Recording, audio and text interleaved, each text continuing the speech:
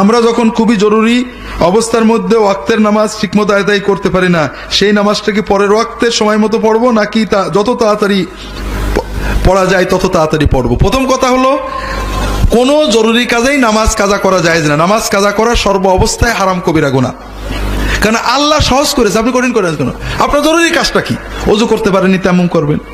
দাঁড়াতে পারেননি, বসবেন।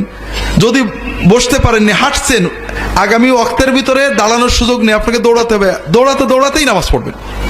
উটের পিঠে, গাড়িতে চড়ে, পূব মুখ হয়ে, দক্ষিণ মুখ হয়ে, উত্তর মুখ হয়ে, আপনার সর্বোচ্চ সাধ্য দিয়ে যতটুকু পারেন হাজিরা দিতে হবে। আপনি অজু করতে পারেননি, গাড়ির ভিতরে বসে আছেন, গাড়ি ইচ্ছা ছিল যে স্টপে না, ওক্ত কাজা হয়ে যাচ্ছে, আপনি গাড়ির গায়ে হাত দিয়ে তায়াম্মুম করে কেবলার দিকে যদি পারেন দাঁড়িয়ে ইশারায় নামাজ পড়ে নেবেন। কোনো ওজরে, আল্লাহ কোরআন কারিমে বলেছেন, তোমরা যদি লড়াইয়ের ময়দানে থাকো, যুদ্ধ হয়, যুদ্ধ অবস্থায় হাঁটতে হাঁটতে হলেও, উটের পিঠে চড়ে হলেও নামাজ পড়ে নেবে।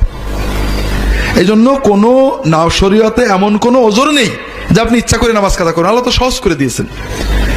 একমাত্র কারণ যেটা ওজোর নামাজ কাজা হওয়ার, সেটা হলো আপনি ঘুমিয়ে গেছেন, ভুলে গেছেন। আর নামাজ কাজা হলে অন্য পরের রক্তের সাথে না। নামাজ কাজা মানে কি?